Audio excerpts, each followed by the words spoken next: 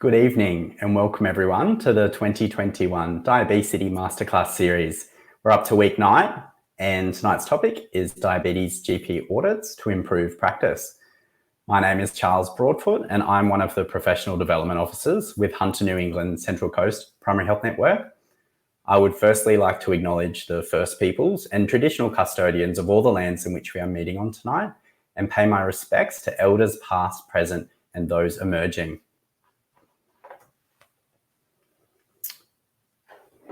I would like to thank and acknowledge the series partners.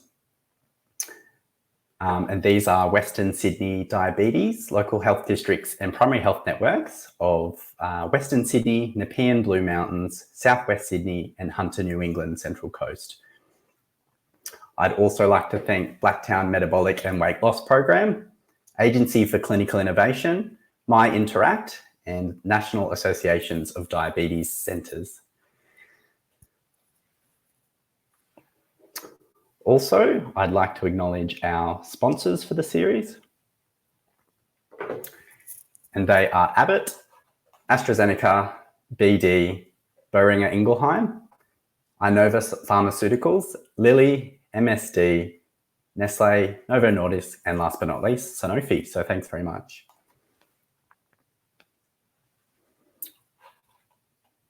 All right. So for feedback purposes, we are asking all participants to complete a feedback survey and you'll be issued a certificate of attendance, which you can then use to claim CPD points if you are a GP. My Interact will send you a link to the feedback form after tonight's event. However, you can also access it on their app under the event tab, and I'll also post the link to the survey in the Q&A tab. You'll not receive your certificate immediately, so please allow up to a week for this to come through, but also please remember to refresh your app to allow updates to come through. The DIABESITY Masterclass Series activity can be logged using your CPD dashboard on the RSCGP website, so just click on the Quick Log button to record the activity. This session is being recorded and the recording will become available from tomorrow in the My Interact portal. It'll also become available in our PHN's education library on our website, thepHN.com.au. So you'll notice tonight's session is a little different to the ones previously. We are using Slido for your questions. So you can access the Q&A tab for Slido on the right-hand side of your screen if you're watching on a computer or laptop. But alternatively, you can head to slido.com, so SLIDO, and enter the event code DM1, which stands for Diabesity Masterclass, and then the number 1. A third option is by scanning that QR code in the bottom right-hand corner on your mobile device, which will also bring you to the Slido questions. Please type your questions in tonight at any time throughout the presentations, but please know we have allocated time after the main presentations for a panel discussion. It's now my pleasure to introduce tonight's facilitator and speakers.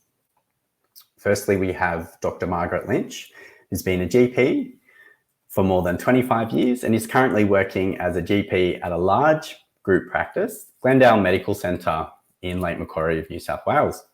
Margaret is one of the GPs who provided input into the development of the Hunter New England Diabetes Alliance program and has previous participation in the program.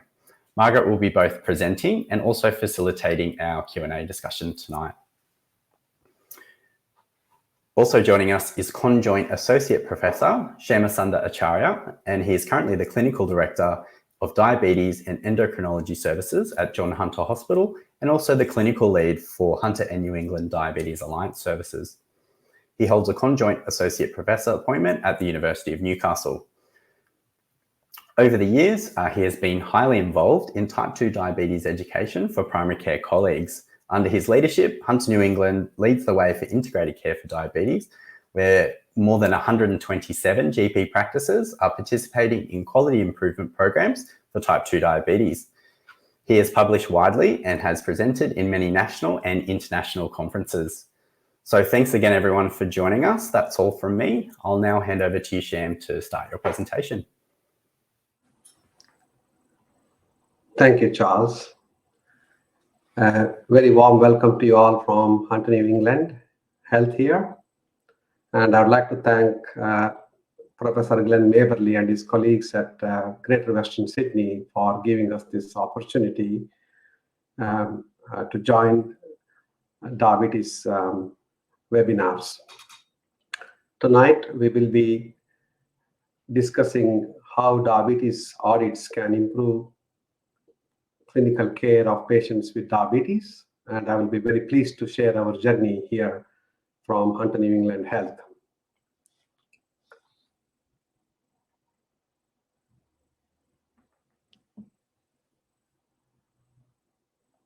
Some technical issues. Slides are not moving. That's good. So we formed an alliance of Diabetes Alliance back in 2014 with the Health District as well as with the Primary Health Network. That's because we have about 1 million population spread across 130,000 square kilometers, and we have an estimated 100,000 people living with diabetes. We have around 8,000 people with type 1 diabetes. To deal with this silent pandemic, we only had 3 FTE specialists in endocrinology in the public sector. We had to look after almost 306 general practices, 1,092 individual GPs and their referrers. In our district, we had very high incidence of avoidable admissions, and we had long wait lists to see our specialist teams, and the quality of referral was not always optimal. With that background, we decided to work with the GP workforce, and I thank Margaret for her excellent input back in those days. Our vision is to enable GP practices to deliver high-quality clinical care for majority of patients with type 2 diabetes within a space patients are familiar with. We also want to improve timely access to those who would benefit the most from tertiary services.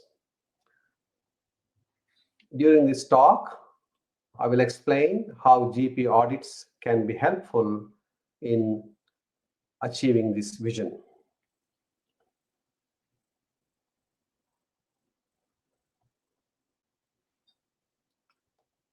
Next slide, please. We have 3 components within the Diabetes Alliance. The first component is performance feedback, and the second component is GP practice capacity building intervention through case conferencing, and third care component is master classes like one we are delivering now. In the practice performance feedback, each participating GP practice receives a 16-page detailed analysis of the practice audit delivered by the visiting endocrinologist and the diabetes educator over a lunchtime within the practice. And this report is benchmarked against local, regional, and desired standards. In terms of capacity building intervention, we spend 3 to 5 days within the GP practices, seeing up to 10 patients per day with the general practitioner, practice nurse, endocrinologist, diabetes educator, and patient and their partners. We also offer 1-day follow-up at 6 months' time per practice, 1 to 2 days of follow-up to consolidate learning. We provide 3-part series master classes covering all aspects of diabetes from pre-diabetes all the way to end-stage complications. Next slide, please. Next button. So far, we have more than 1/3 of our GP practices participating in the registry, and more than 130 or 129 practices participating in the case conference, and almost 60% of our workforce have attended master classes, one form or the other. And that's the background. Next slide, please. Okay, you all will be very familiar with clinical audit.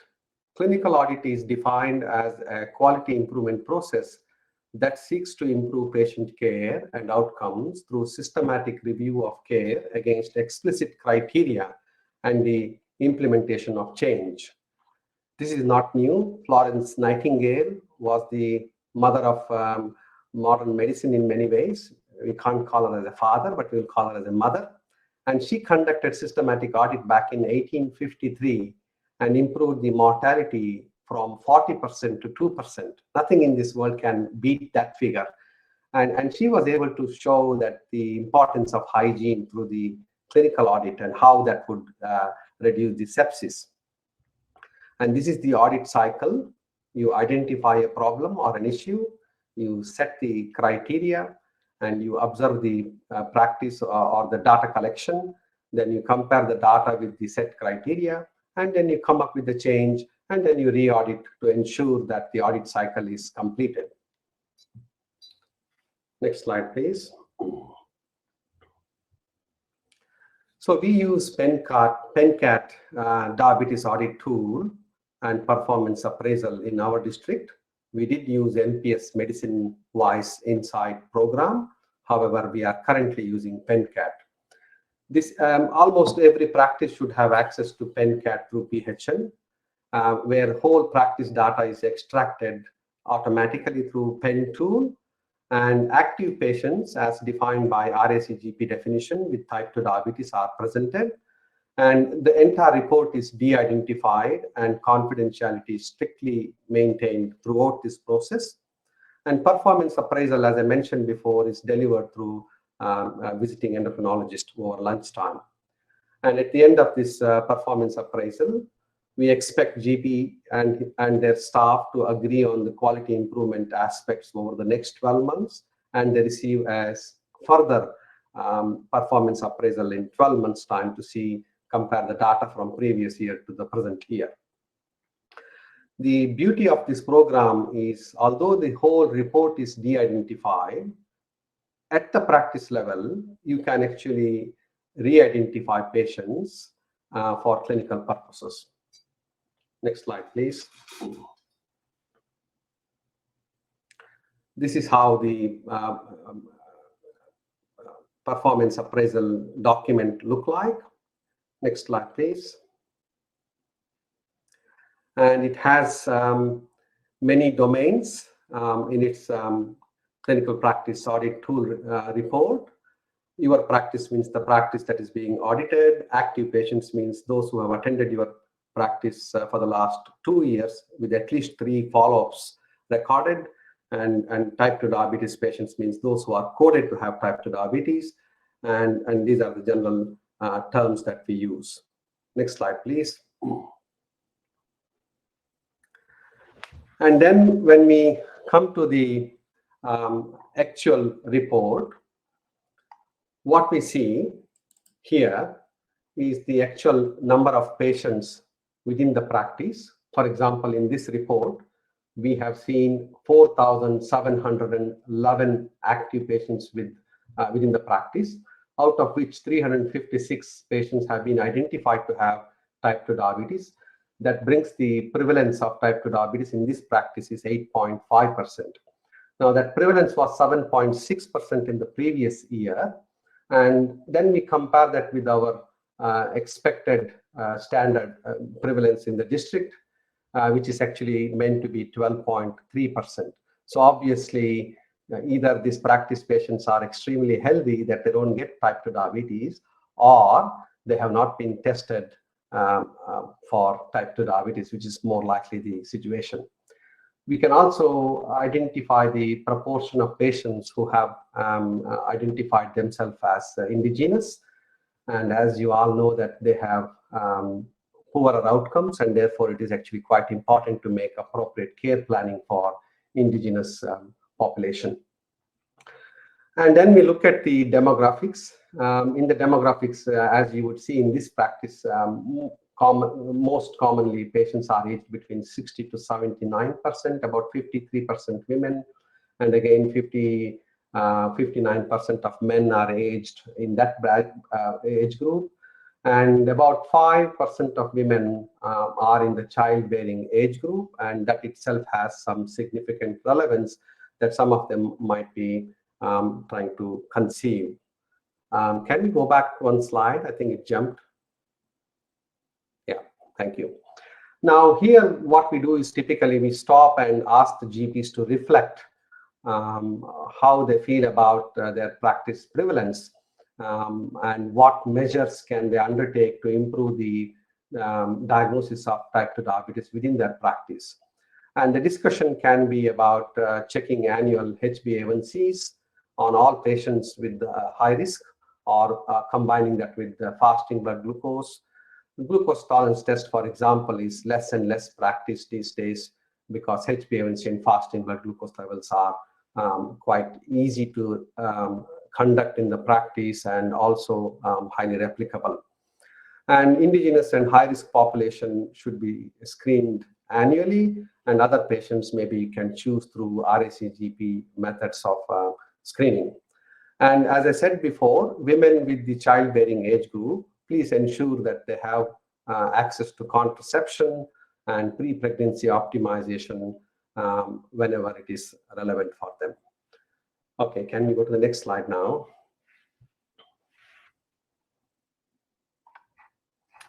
Okay, the next page actually discusses about smoking prevalence. In this practice report, for example, light blue is 14% is active smokers, which is quite higher than the national average of about 10 to 12%. And 33 to 36% have identified themselves as ex-smokers. That means in this practice, in the diabetes population, 50% have had some form of smoking exposure that puts them at high risk of cardiovascular events in the future. And this data should help you to engage more in terms of smoking cessation, as well as optimizing their lipid status, starting statins earlier. And also, because all these patients have type 2 diabetes, you should also be considering SGLT2 inhibitor. As you know, smokers have higher risk of cardiovascular events. Fortunately, in this practice, we did not see that many data not recorded. In general, smoking is really well recorded in most general practices, but sometimes we have problems that it's not recorded. And the next column here is the BMI, and that is color-coded. For example, light gray color is BMI not recorded. And one of the commonest reasons for BMI being not recorded is that people enter the weight, but they never remember to put the height in the column. That means the data is not actually captured. And if you free text any of this data, it will not be captured in the audit. It must follow the respective fields for the software to be capturing all the data. Then you look at the BMI grades, and in the red you have super obese category, about 15% of patients with type 2 diabetes. You may think about sending them to bariatric surgery or very low calorie diet program if that one is available in the district, and try and put them on GLP-1 analog where possible. And also the other reflection point here is there is a small group here sitting with a BMI 18.5 to 25 coded as type 2 diabetes. Now you really need to think about, is this really type 2 diabetes, or is this something like LADA, latent autoimmune type 1 diabetes of adult, or is it pancreatitis related diabetes? There are several atypical forms of diabetes, and if you had a large proportion of your practice patients in that slim group, you would then have to consider other forms of diabetes in more detail, because typically in the Western society, you get type 2 diabetes when the BMI is 28 or 30 and above. Then the next column here is waist circumference measurement. This practice particularly has 45% of the patients measuring waist circumference. By and large, this is one of the very significant metabolic risk assessment tool. You don't need to do any fasting insulin or any fancy C-peptide. If the waist circumference is big, that means they have insulin resistance. It's very simple. And most practices like BMI, we expect patients with type 2 diabetes to have waist circumference measured annually during annual care cycle. And that itself is an incentive to actually improve as a quality improvement program.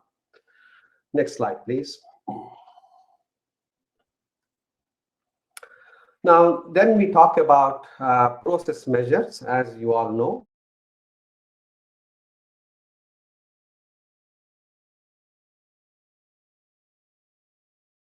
Once a year urine ACR, annual renal function, lipid function, and then your blood pressure measurement twice a year, eye check and feet check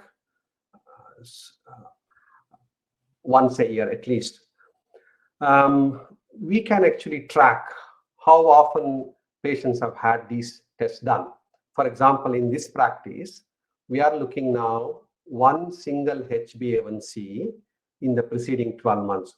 We should have probably kept 2 HbA1c recording per year, but we kept the bar very low so that most practices will actually pass that bar. But unfortunately, HbA1c recording is only like 65% in our district. We are looking at single HbA1c in the preceding 12 months when patients can have 4 HbA1c as per Medicare, and 30% of our patients do not even get a single HbA1c in the preceding 12 months. And that is quite worrying. When you look at the blood pressure recording, it's sitting around, in the last 6 months, sitting around 65%. GFR and lipid profiles are similarly highly variable between 57 to 74%, whereas urine ACR is universally not done properly. Only for 1 in 2 patients get 1 urine examination per year, which is quite suboptimal. The implication from this is if somebody had elevated microalbuminuria, you would start them on ACE inhibitor or ARBs. Then you would also consider them as per 2021 guidelines, SGLT2 inhibitor and or GLP-1 analog, because they will significantly reduce the renal outcomes, adverse outcomes, and delay the need for dialysis. So there is really no excuse for not doing this test appropriately. And also, when you look at the eye check and foot check recording is extremely poor in general practices because typically it's not recorded in the respective field, or maybe patients are not getting tested. I'm not able to give you that data. Then in the column, we have what proportion of patients are achieving all tests, for example, all process measures. Currently, it is sitting around 40 to 50% instead of 80%. I know in the NHS England, at least pre-COVID, 95% of patients were getting all the checks done properly in the general practice. But we have a lot of resource problems in Australia, and consistency and standardization is a bit of a problem. So that's what we have discussed in reflection and discussion. And also it is important to highlight that do not insist on fasting blood test for monitoring, because it's only important for diagnosing diabetes or diagnosing hyperlipidemia. Once somebody is on a statin therapy, if you keep asking for a fasting test, it's actually quite inconvenient for our patients. They do not actually come back to the lab. Do it then and there. If they have not had the test, walk them through to the lab and get it done. Even urine ACR, it doesn't matter. It can be done any time of the day. If it is positive, yes, you can repeat it in the morning. If it is negative, it's going to be negative. So it's not something we should be delaying that. So this is all about clinical inertia, test and act. That is the treatment for clinical inertia. Okay, next slide, please. Now we will look at the outcomes once you have done the process. Here, this column actually shows you what proportion of your patients are achieving a desired HbA1c. Among those who have had their HbA1c tested, 50% are achieving HbA1c under 7%. About 20% are sitting 7 to 8%, then 8 to 10%, and then the minority, but significant minority would be about 10%. and a lot of patients haven't had HbA1c done. So this one we discuss in the clinical audit reflection, and then the practice has the ability to identify patients who have not had HbA1c in the last 12 months, for example, and they can be given a list, and the practitioner starts calling them back to have the HbA1c done as a quality improvement. Also, we would then have an agreement with the practice that they choose whichever group is most appropriate for them. For example, above 9% or above 10% or above 8%, start re-identifying those patients so that we can come back to your practice and conduct Diabetes Alliance so that those patients get optimized. I just want to highlight that 5-year survival after diabetes amputation is actually worse than that for metastatic breast cancer. So here we have a situation we would never ever treat breast cancer in the same way we would treat diabetes. We would treat it aggressively.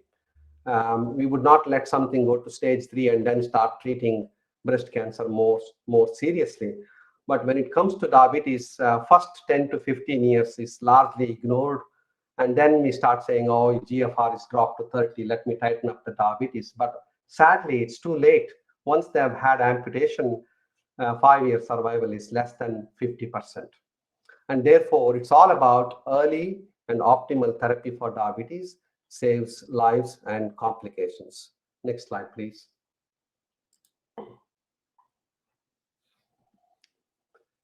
This is the blood pressure range. Green means they are under 130/80. Then the next range is 130 to 140, and then above 140. Typically, what we see in general practices, we have data from 120 practices. Only 30% are achieving blood pressure under 130. By and large, most patients have blood pressure untreated or uncontrolled due to a variety of factors. Because patients may say, my blood pressure is good at home, only it goes up when I come to see you. And then both clinician and the patients are in agreement that we don't need to treat the blood pressure rather than in agreement that we need to treat the blood pressure. But the evidence is that white coat hypertension is also bad. It's also implicated in cardiovascular and renal events in the long term. And if you are in doubt, please organize 24-hour ambulatory blood pressure recording. I recognize that most patients with diabetes should have 24-hour ambulatory blood pressure monitoring at least once every 2 to 3 yearly to pick up that nocturnal dissatisfactory dip and adjust the medication. And again, ACE inhibitors and ARBs, one of the other, should be the first drug of choice in diabetes population. And simple things like taking all blood pressure medication at night seems to save more heart attack and kidney failure and death as per the HYGEA chronotherapy trial, when they randomized 10,000 patients to get blood pressure tablets either in the morning or in the nighttime. And the nighttime, there were 30% less death. There may be some design issues with that trial, but by and large, the data indicates that blood pressure medication should be taken preferably at night. And the other thing is microalbuminuria, even if it is mild, is an indicator of CKD, and you must start them on ACE or ARB unless there is a true genuine contraindication, and also consideration should be given for SGLT2 inhibitor or GLP-1 analog. And therefore, this data is quite critical. Next slide, please. And this one is the cholesterol targets, less than 4 total cholesterol or LDL less than 2 is the target. And in this practice, they are doing reasonably, maybe 45% were within the target, and this year is 51% are within the target. But when you look at the 60% of the population have not had optimal lipid lowering consideration. And most patients with type 2 diabetes would require statin therapy, because we know 40 to 60% reduction in myocardial infarction and overwhelming evidence that statins are safe and also underused in diabetes. The other, I can show you the next couple of slides. It will mention that sometimes I see in this the statin prescription is about 70% in the practice. But when we look back their achievement in the practice, only 30% are achieving desired lipid range. That is because of this problem where often people are started rosuvastatin 5 milligrams or pravastatin 10 milligrams or simvastatin 10 milligrams and then never escalated. So the guidelines actually recommend you to start moderate to high intensity statin. Maybe high intensity statin is difficult to achieve in asymptomatic individuals without coronary artery disease, but at least rosuvastatin 10 or 20 milligrams and atorvastatin 20 to 40 milligrams should be the decent starting dose. And it's okay to start low dose, but you must remember to titrate this and get the lipids under control rather than saying, oh, it's only 4.8 and it was 5.2. I've done my job and step back. Next slide, please. And this is about antihypertensive therapy, which class of drug the practice is using. As I said before, diabetic patients should be on ACE inhibitor or ARB.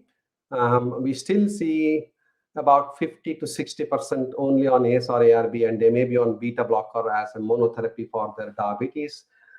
It may be simply because they had been on atenolol and then they developed type 2 diabetes. But it's quite an important thing to start ACE inhibitor low dose and cut back a little bit on beta blocker and slowly increase the ACE inhibitor and try and get the blood pressure controlled on ACE or ARB.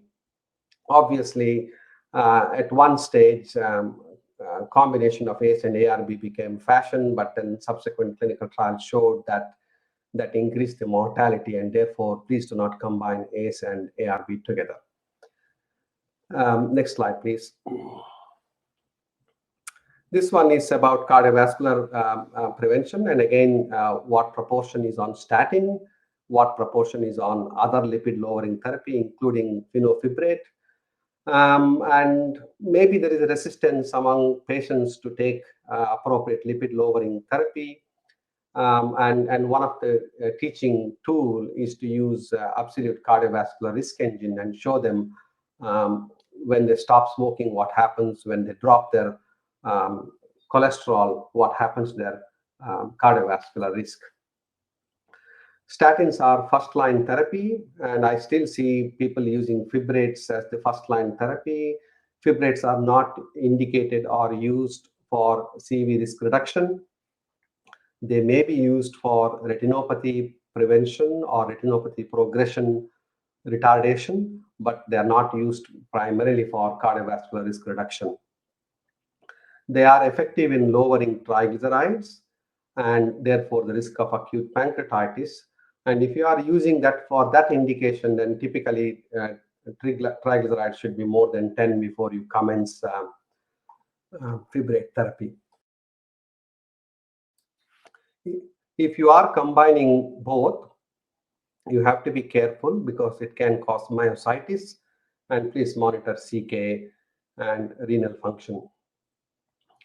Fibrate can also interfere with creatinine excretion, and in some individuals, creatinine will actually go up. Therefore, you have to be careful. Next slide, please.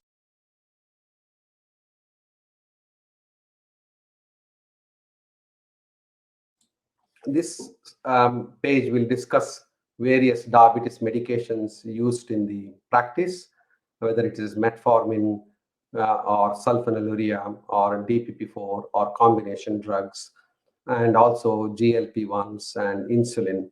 By looking at it, we can actually make a reasonable understanding where the practice is heading. If they're still using a lot of sulfonylureas or as a DPP-4 as a second choice, we just want to provoke the thought process. Why do you use DPP-4 versus SGLT2, or why do you use sulfonylurea versus GLP analog? That generates a discussion, and it's about the clinical practice changing.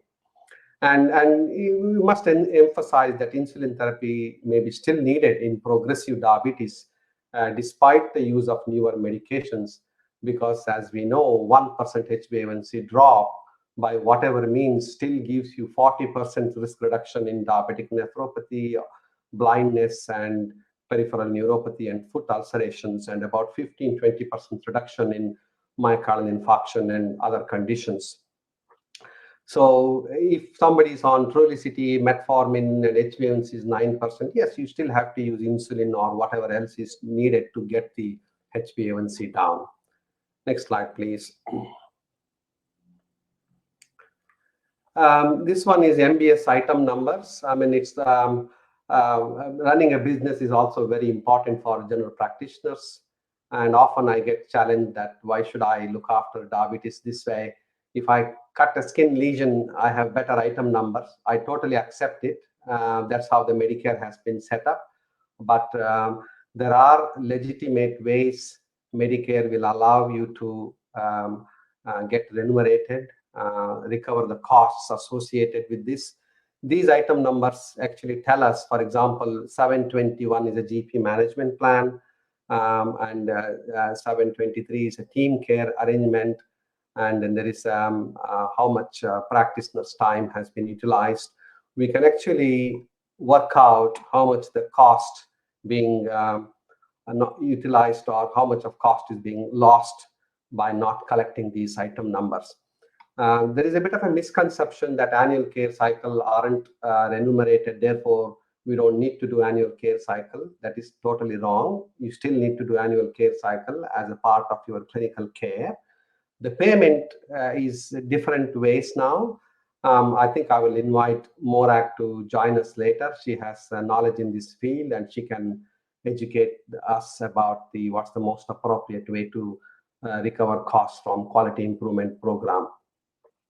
And PHN support officers will be there to assist in terms of data extraction, re-identifying the patients, and also education about the appropriate item numbers. Next slide, please. And what we then do is once we have gone through this in depth, we have about 14 different priority list, which we need to agree. Most commonly, it depends where the practice is. If the practice has a low baseline start where their data is not at all recorded, I would then say start recording the data properly, start recording the BMI, waist circumference, smoking data, and then start identifying those who have not had HbA1c, and then everything else can come through. On the other hand, some practices are doing well in many domains, but they are behind in terms of improving the screening and diagnosis, in which case we emphasize that what are the different ways to improve screening and diagnosis in diabetes. And if they're already doing those domains well, we talk about blood pressure, we talk about lipids. Next slide, please. And urine microalbuminuria, and those who have not had urine ACR done, get them to do it, or those who have had urine ACR done, not on ACE inhibitor, identify them and do a clinical quality improvement program. So then the visiting endocrinologist recommends this, and general principal GP agrees on that, and then we give it back to them, and we go back next year, hoping that there will be some change, which may or may not always happen. Okay, next slide, please. These are the additional resources and references if you need it. And some of this information is also available on our health pathways. Next slide, please. Thank you. I mean, it's a very rewarding thing to do, clinical audits. For example, these champion practices in our district, are top performing practices where they reach almost 80 to 90% on almost every domains that they work on. And there are lots of practices who get the reward for most improved practices between first visit and the second visit. And then some practices struggle to improve because they have intrinsic structural issue in terms of their workflow, their practitioners resourcing, their time commitment, and heavy traffic of GP registrars. So we understand those issues, that it's not one size fits them all. Therefore, these audit tools are automatically done. You don't need to do anything. Once it is done, we give you the report. We give a sensitivity analysis at your end and ask you to focus where you need to focus. And then with a little bit of commitment, you can actually make a significant difference. Now, you might be interested to ask, is there any evidence that this program has resulted in any improvement?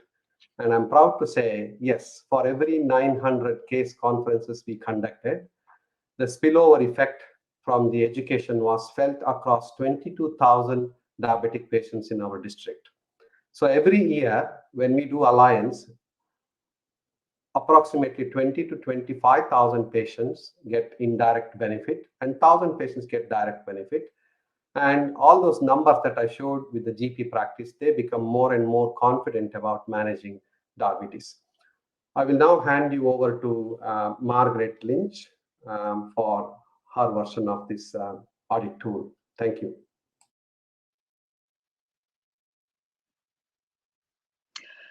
Hi, I'm Margaret Lynch, a GP, and I'm probably going to cover some of the same things that Sham has discussed, but from a GP viewpoint. And I thought it might be interesting just to go back to the vision that we had when we first started doing this work, and the collaboration between our local primary health network in the Hunter and the local health district began back in 2014. And Sham sort of inspired us with his vision of recreating something from Sweden. And that is the Swedish Diabetes Registry, which is a fantastic data repository.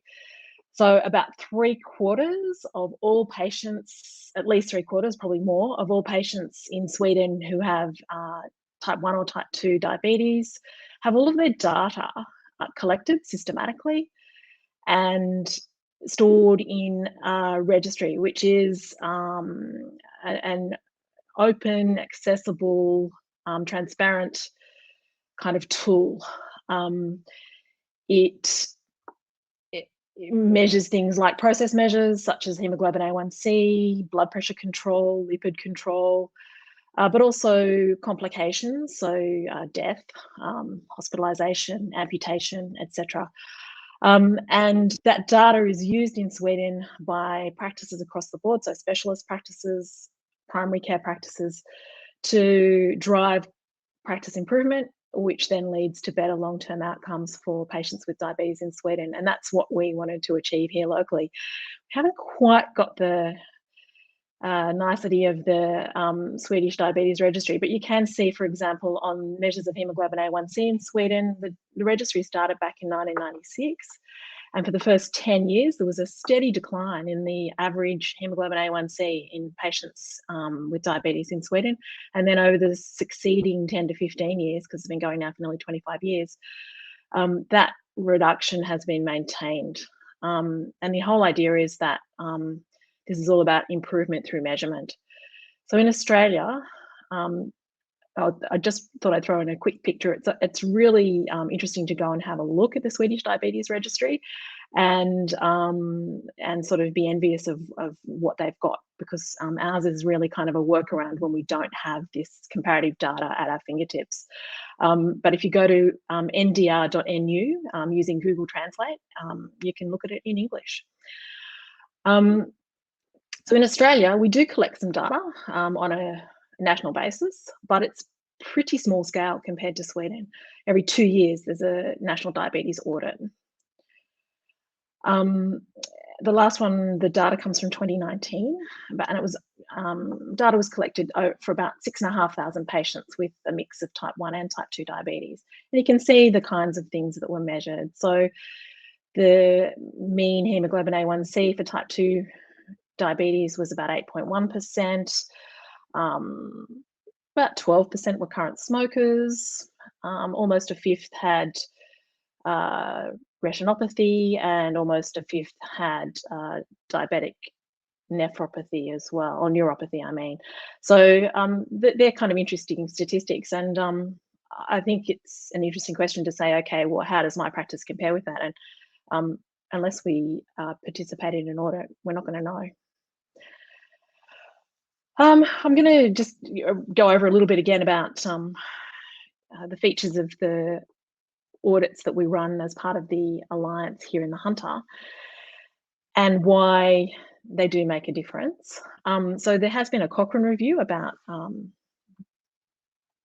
clinical audits in general. These aren't specific to diabetes necessarily.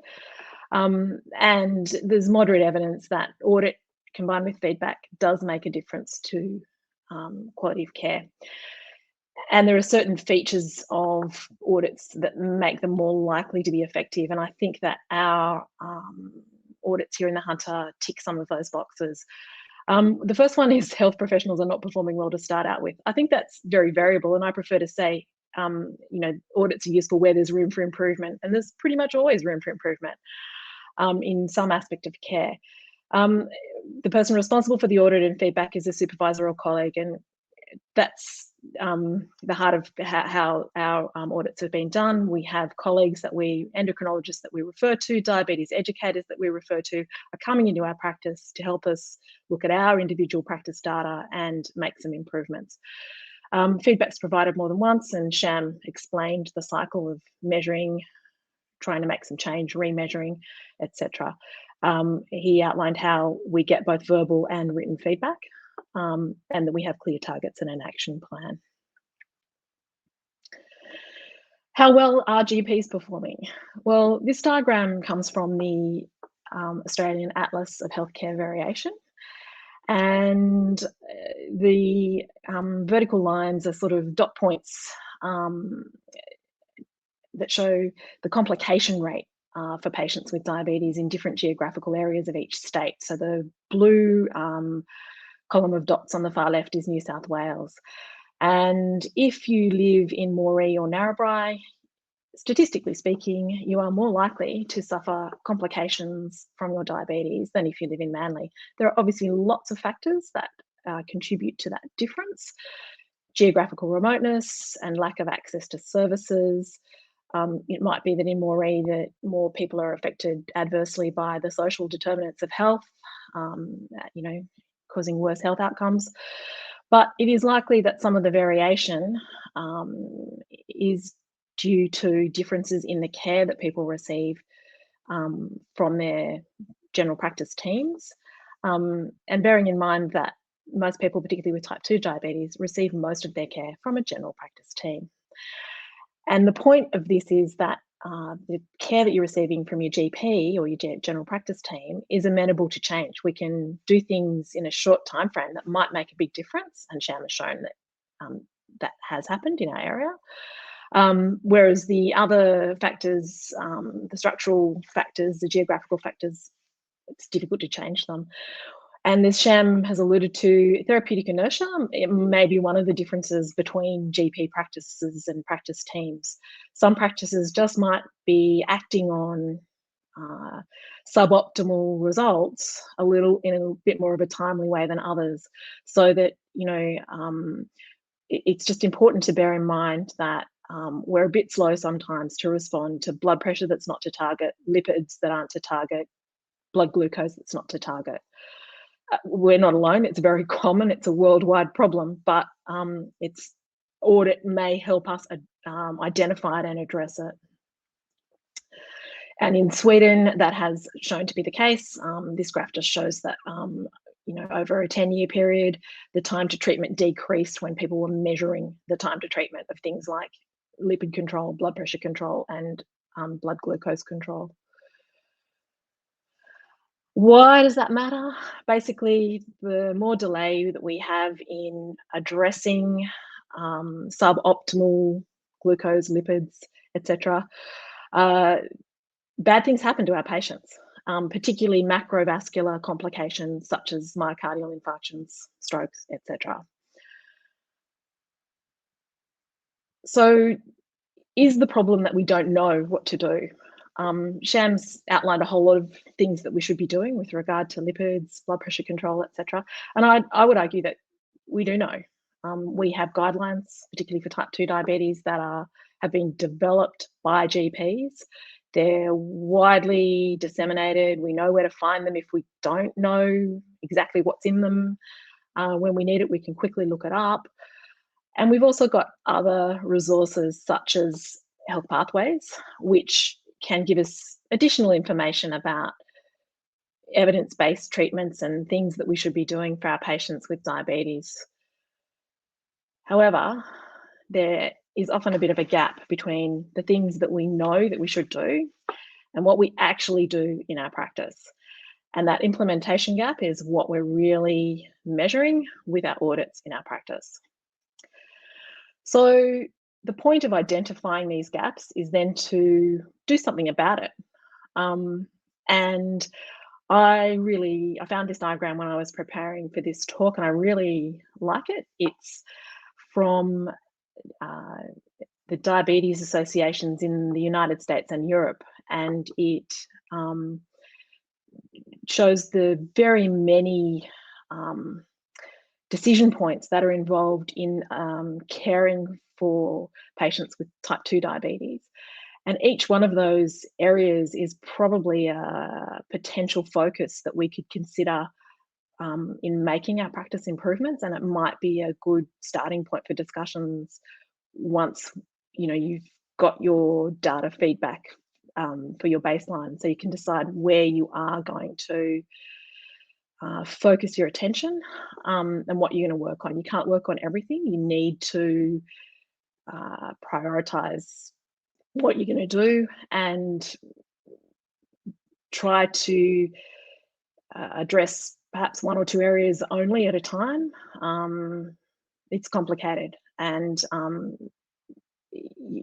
focusing narrowly to start with is probably the best way to go. I'm not going to go into the detail of how you do that. Some of you may be old enough to remember the Primary Care Collaboratives program, where they used to run multi-day workshops talking about how to do PDSA cycles and practice improvement. It's complicated, it takes time, and those programs ran over many months, those collaborative programs. So I'm not going to go into the detail, but we can probably address some issues in the questions. I've seen some questions relative to that coming through. So why should GPs think about participating in something along the lines of our Diabetes Alliance program? I think the number one thing is to improve patient outcomes. I think as practitioners, we all want to do that. We all want the best for our patients, and our patients want their outcomes improved, even if they're not at the stage that they want to make lifestyle changes, or that they're ready to do the things we might think they're ready to do. They still don't want to have an amputation. They don't want to be on dialysis. They don't want to lose their sight. So I think that we have some responsibility to try to do what we can to help them get optimize their ability to be empowered to make changes in their own lives. I think that providing accountability is important. So it's, we all sort of like to think, yep, we offer a really good quality practice, but really, if we're not measuring it, how can we really be sure? If we're just in our own little bubble, even if we're looking at our own data, if we're not comparing to how our colleagues in our area are going, or our colleagues in our state, or our colleagues around the nation, I don't think we can know.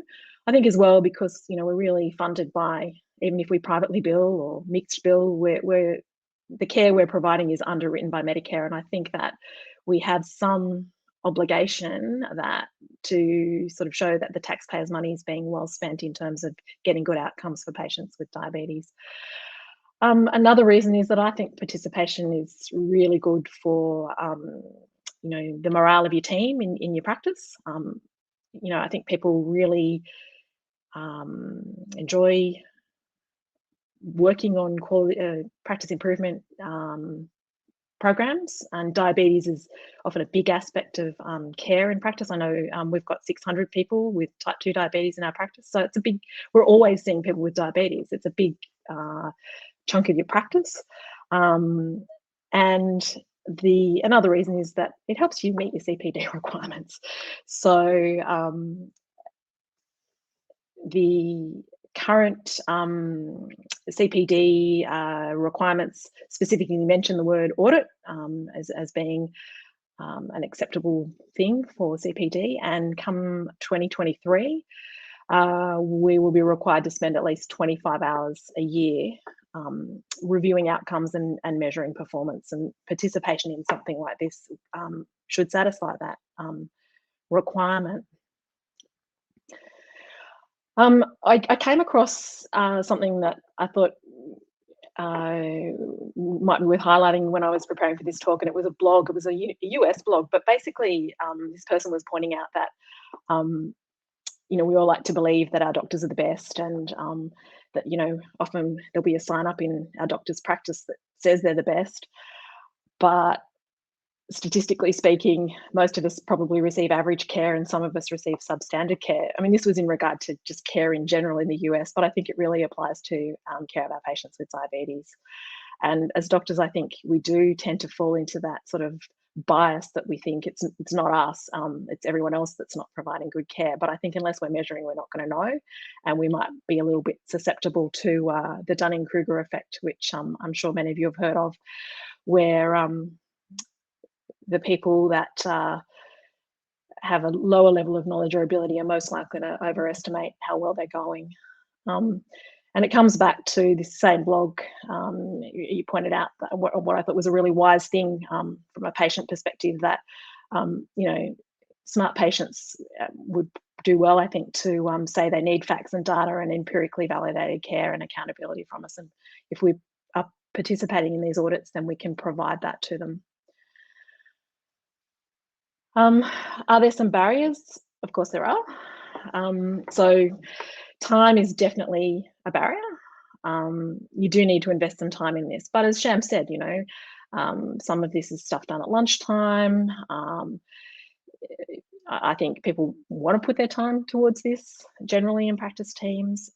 Certainly your PHN can give you some support to try and make this process efficient, particularly around using the data extraction tools, so PenCat, or I think that some areas are using Polar GP as a data extraction tool.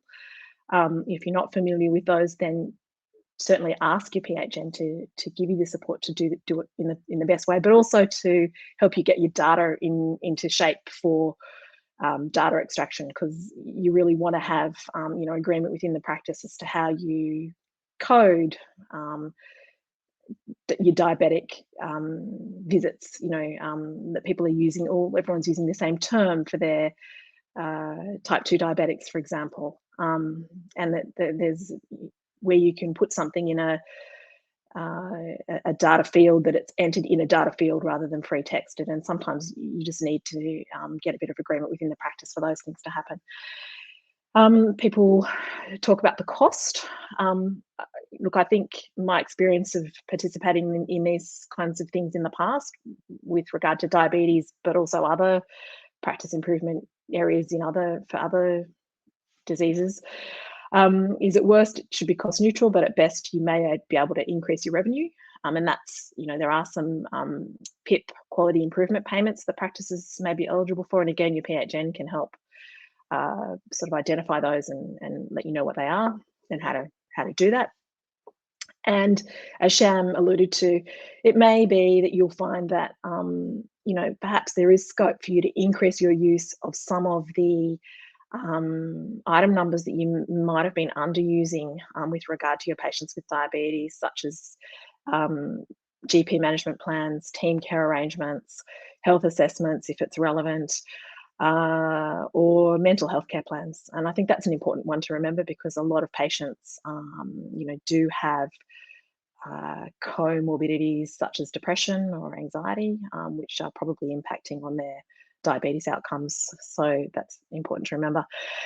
And COVID, look, I think it's taking up a lot of brain space, a lot of effort and energy in everyone's practice. And, we're constantly having to keep up to date with the latest situation, the latest changes, the latest Medicare item changes.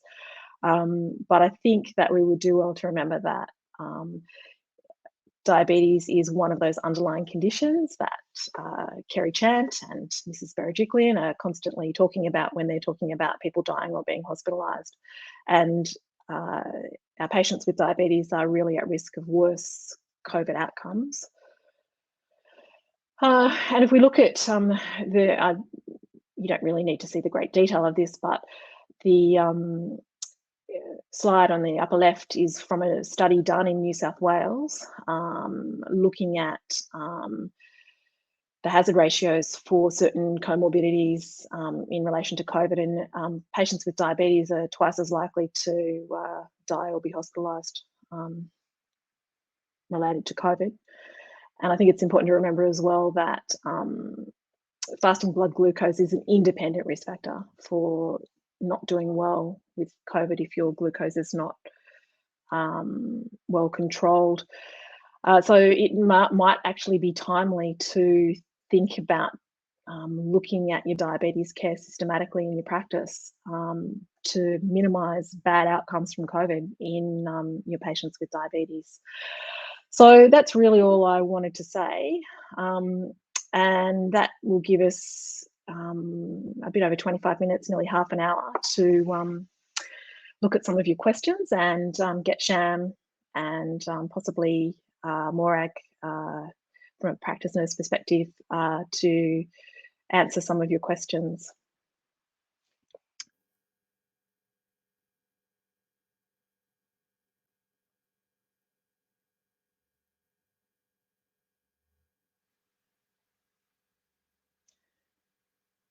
Just waiting till I can see everybody on screen for the panel questions.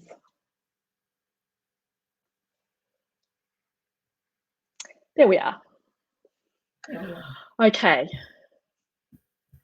So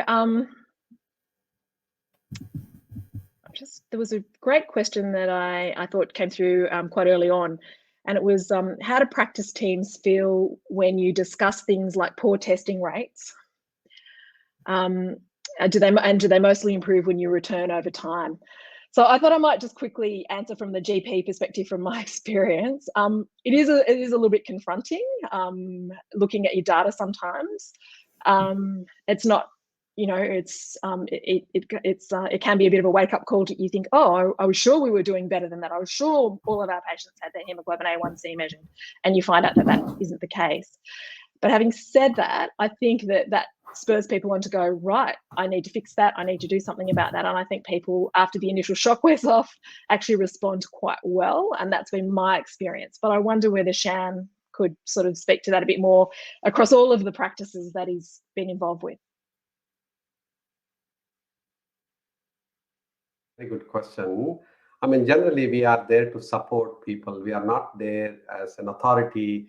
We are not there as a legal agencies or anything like that. We are not accrediting team. We are there to help people to achieve their goals. And the first impression is fear. And a lot of times I hear from GP colleagues, I do everything correct. It's my colleagues who are not in the room who are not doing anything. That's a common explanation. And then the second explanation I get it is, oh, I only have nursing home patients. My practice, too many old people, therefore I don't do anything. And in fact, the data actually shows that is to be inaccurate, because in the data, we can actually see how many patients belong to residential care. How many patients do not belong to residential care, and how many are in the which age group. Okay, if you want to say above 85 or above 80, I want to let them not be aggressively treated or monitored. That's a fair point, but it's only like 10% of your practice patients. And some of the larger practices have 2,000 patients with type 2 diabetes or 1,000 patients with type 2 diabetes. I would argue that even nursing home patients, unless they are terminally ill, should be looked after better. But if you excluded them, you still have a large proportion of patients to look after well. Therefore, we would convince them through the data. So data actually answers every single question. That's what I want to say.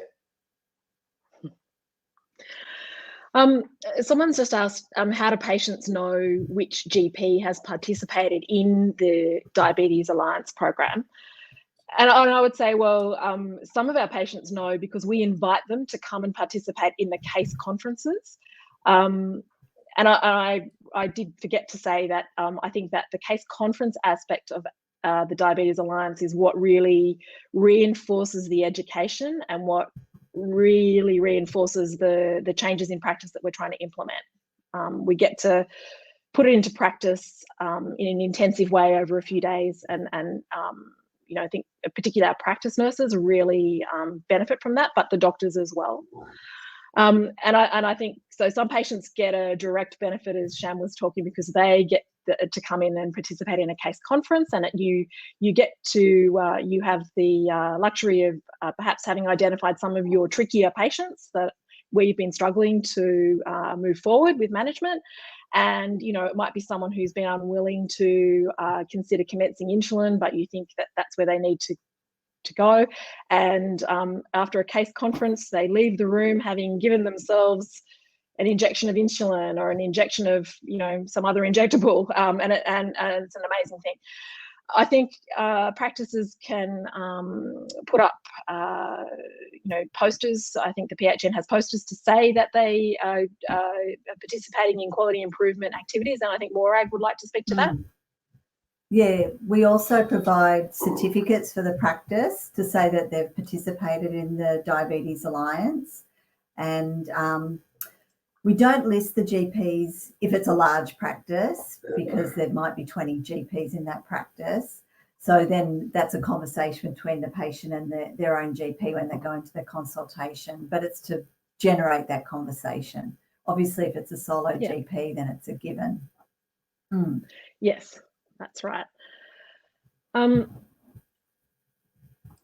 point's been made, a lot of problems with the data collection is that people aren't coding things properly. And, you know, they're doing things like putting a blood pressure in as a free text entry. I guess, you know, are there any suggestions that you've picked up in the practices that you've worked with for changing that and for, you know, getting agreement and helping people implement that across the practice? That, you know, our new way of doing this is that we enter it into the... Sure, the simple answer is nurses always do the right thing, doctors almost always do the wrong thing. Even in my own practice, my 3 nurses get all the data in the right place. I'm the one who is free texting everything. And you just have to get into the habit of compulsorily putting it in the right field. And having practice nurses trained up in this field can serve you a long, long, long way. It's the practice nurses who make all the difference to diabetes care in the end, the process measures and everything. So please invest on practice nurses, education and practice nurse in the team. And also try and remember, because these are simple things like entering height in someone's demographics. It will automatically calculate the BMI. And some people look, oh, I didn't think, you know, they had BMI of 37 until I calculated their BMI. I thought, oh, they're a bit overweight looking. It's all right. When we actually drill down and ask, what's the BMI? What's the height? Then it comes back to them, oh, I didn't think about bariatric. Thank you. Like that, at every step, if you can insist on getting it right, I think it will serve you the purpose.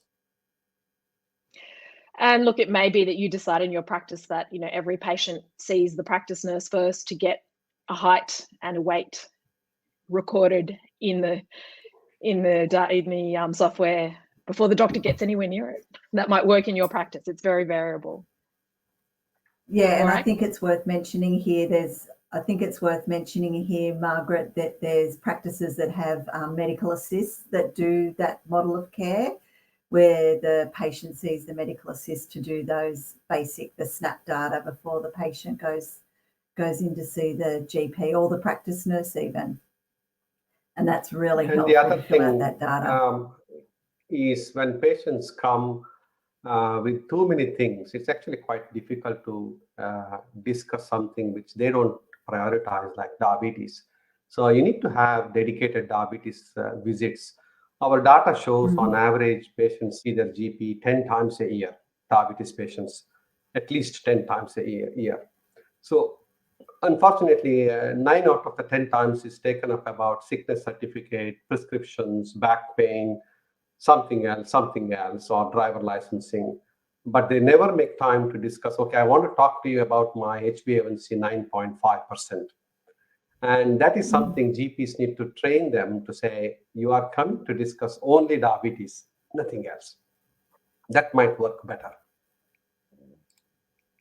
Yeah, and I think that's an opportunity to, that might be in the context of a GP management plan or completing that annual cycle of care.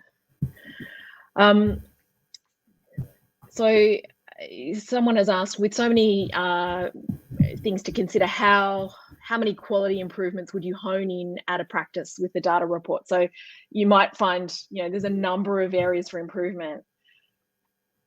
And I tried to sort of gloss over that.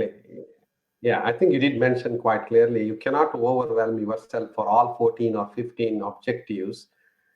Pick a few, 3 or 1 or 2, whatever you are comfortable with. And a lot of practices say waist circumference is our goal this year.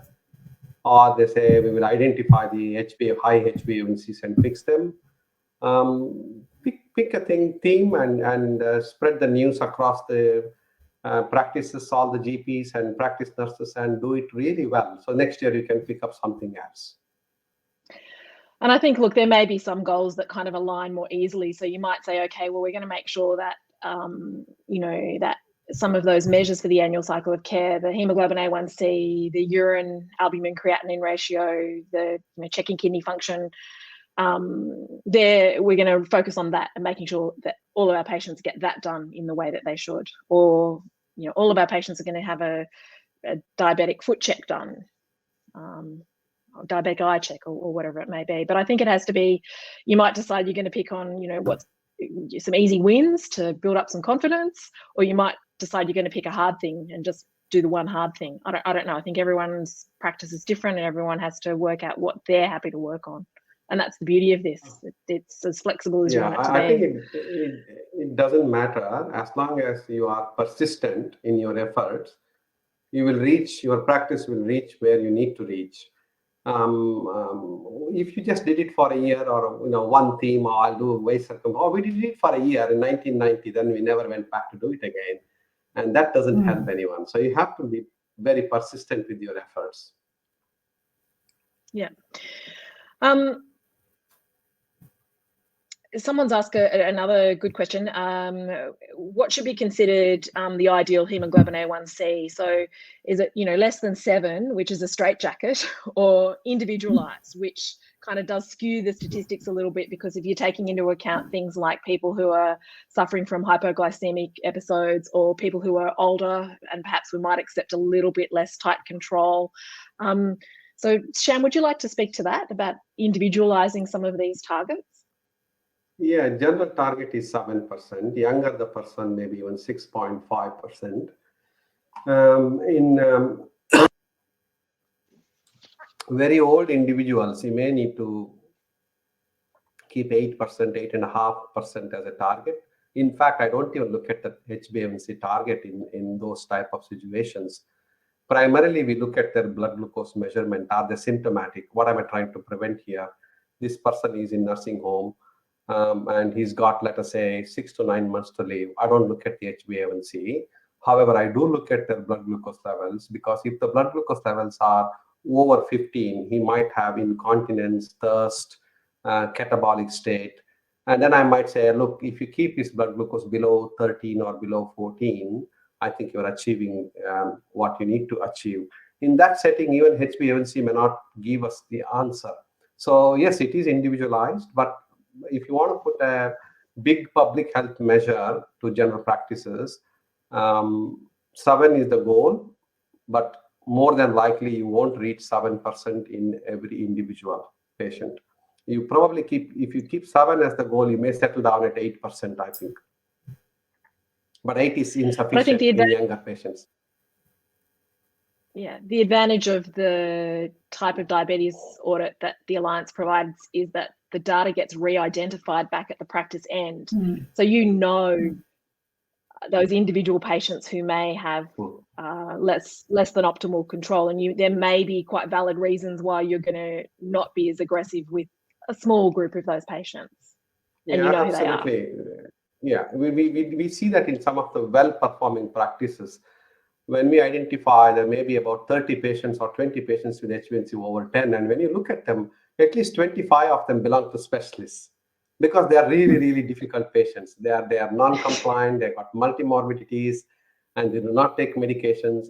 And that's fair. At least you have gone through the exercise of identifying them and saying there's nothing more you can do.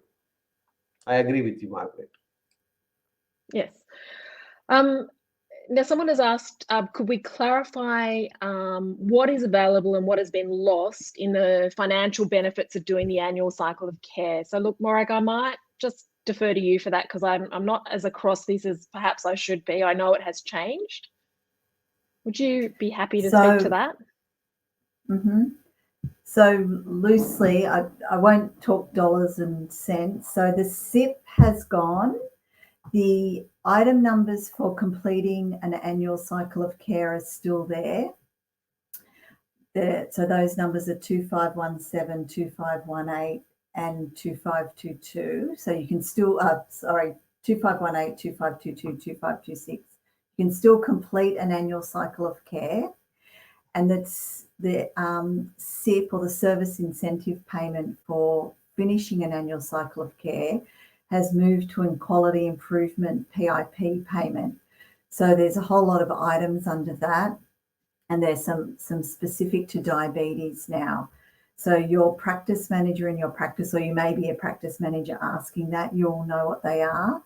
And your primary health network will be supporting you in that. They're items that your practice would be uploading data through the PHN to receive payments for. So your PHN would be supporting you with that. And there's payments related to achieving those goals. There's no set target. It's just an improvement in receiving PIP for those. And that's what the SIP has been converted to. So I can't tell you what the dollar figures change, but that's what the financial benefits move to. But there's definitely still item numbers for completing the cycle of care, and it's still best clinical practice to complete annual cycles of care. Hope that answers. Sham. Thanks, Morag.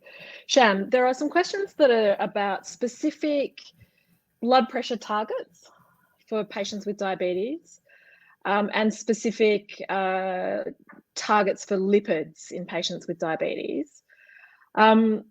And also a question about what percentage of cardiovascular risk is the level that we should initiate lipid lowering therapy. I know that's not strictly related to the topic of audit, but there are questions that obviously people are asking. Sure. So yeah. I mean, in general, blood pressure 130/80 for type 2 diabetes and 120/70 for type 1 diabetes. Again, you need to take the age into consideration. And to achieve blood pressure target of 130/80, we will end up using at least 3 or 4 antihypertensive agents. If somebody's blood pressure is 160 to start with, 30 millimeter mercury is a long way to go down. And obviously, 130 is ideal. And it's actually quite difficult to say I achieved 130, because I want you to take average blood pressures of last 3 or 4 visits, provided they have been done on a weekly basis in the last month or so. Or if you have ability to undertake ambulatory blood pressure monitoring, that would give you a very reliable daytime average, and then you look at the nighttime average. Typically in the nighttime, there is about 10 to 15 millimeter mercury drop. That is called nocturnal dipping. And if people did not dip satisfactorily overnight, they may have other conditions, secondary hypertension, you may have to adjust their medications, may have to have a look at it a little bit more carefully. So at least once every couple of years, it's good to have 24-hour ambulatory blood pressure. So general target is kept 130, but in very elderly patients at risk of postural hypotension, those with autonomic neuropathy, you may settle 140 to 150. But as you allow blood pressure to drift away above 150, you are allowing risk of stroke and other things to go up quite significantly. Second question was about lipid lowering. There is no single lipid level below which we can say it's zero risk. It's a continuous risk, first of all. We got to take everything into consideration. Therefore, using risk engines for those who have not yet had any cardiovascular events would be helpful. If they had any cardiovascular event, then please do not look at the risk engines. Treat them with statin therapy straight away. Now, if they haven't had any previous events, then the cardiovascular risk engine, depending on which one you would use, would give you roughly, let's say, 3%, 4%, 7%, 10%, like that. Most of these risk estimations are given for 5 years. If I said my risk of heart attack is 10% in the next 5 years, that means I have 1 in 10 chance of having a heart attack. Or if my patient has 6% chance of heart attack in the next 5 years, that's less. That is typically considered lower risk. However, what we need to understand is the life expectancy. If that person is only 50 years of age, if you are expecting him to live up to 85, and his lifetime risk would be around 30%. Although his 5-year risk is only 6%, you now have to stretch it for 30 years time. That's 1 in 3 chance of having heart attack. And when you put that into equation, you then start thinking, the easiest thing I can do is actually lower their lipids. Lipid lowering is easier than blood pressure lowering, which is easier than HbA1c lowering. And therefore, you would want to start statin therapy as early as possible. But the guidelines recommend somewhere around 10% and above absolute cardiovascular risk, or American guidelines are now talking about 7.5 and above. I think when you and your patients are ready, you should consider statin therapy. The indications are if the calculated risk is more than 7.5 or 10, or if they have had diabetes for more than 10 years, or if they have had any microalbuminuria, or if their cholesterol and LDLs are above the target. So you could make it as complex as we want, or you could make it as simple as we want. I'm all for simple, I think. There is a question here about, would it be useful to measure lean muscle mass? Again, a one for you, Sham, I think. Yeah, it's useful if we had resources appropriately. You could have a bioimpedance meter, and in your practice, that would tell you the fat content, fat distribution, lean muscle mass, and then it might tell you more sophisticated data. There are some really good machines, but it can be cumbersome. There's no item rebate on that on Medicare. I don't think that'll ever come.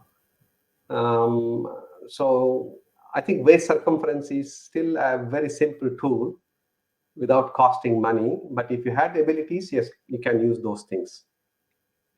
Sure.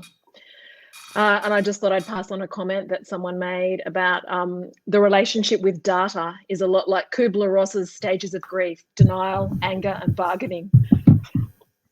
Absolutely. That was quite good. And also there is something called data fatigue. Yes, as a nation, we are right. actually currently going through COVID data fatigue. I don't want to see COVID data anymore, international data or national data, because it is depressing, it is upsetting, because we are not able to make a difference to that. Although vaccination data is the only data people are now looking at it, oh, it's 60% today, 62% today, we are going to get. So there is an optimism with the vaccination data, but there is not so much optimism about COVID data. So if you did audit repeatedly, without putting quality improvement in place, and you are going to get the same result year after year after year, then you will get diabetes data fatigue. Then you would say, I don't want to do it because it's very depressing. So we just have to be mindful about it. Therefore, we told not to choose too many things, but start with one simple thing that would give you more confidence and start building on that. But it's a bit like measuring our patient's blood pressure and not reacting to it when it's not at target. We Correct, yeah. get a bit sick of looking at that blood pressure that's out of control as well. I think we've covered. Someone's asking, is there anything we would like to add to the report? Is there anything in the reports that we've got that we would like to add? I would like to say that I would just like it to turn into the Swedish Diabetes Registry, so I could go and have a look whenever I liked, and you know, it was open and accessible and comprehensive.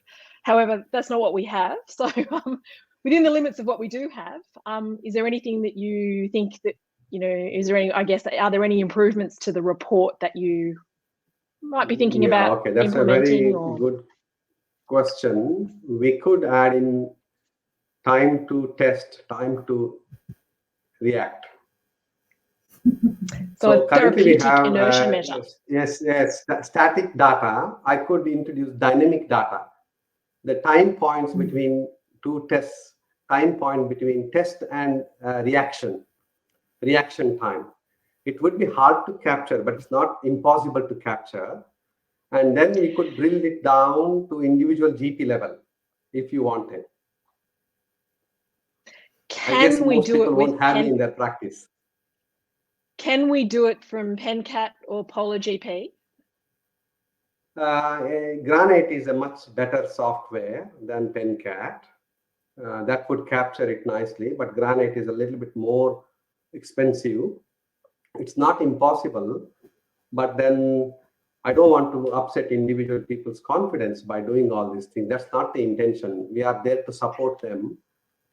I guess you got to accept this data first and start working on it. And if they had sufficient enthusiasm, we can then measure time to repeat testing and time to react on the testing.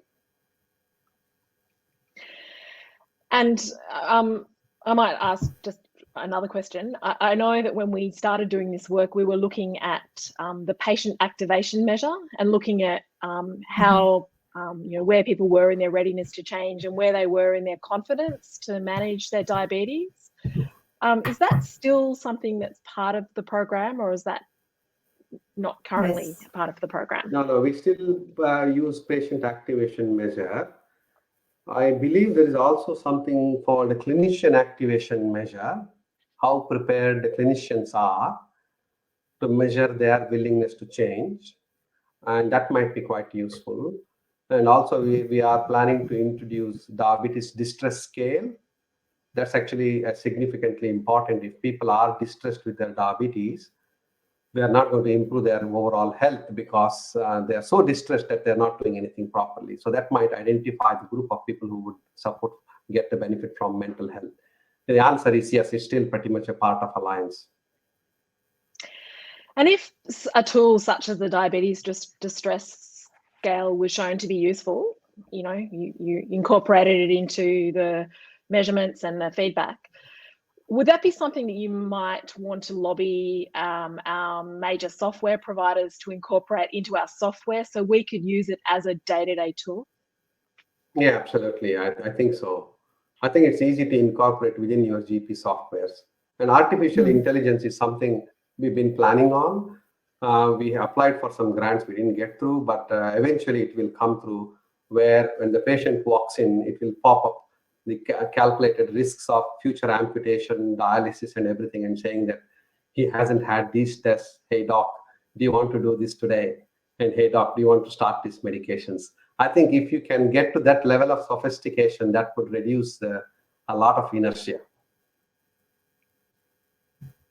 For sure. Okay, well, look, I think we're just about at the end of our time, according to my clock.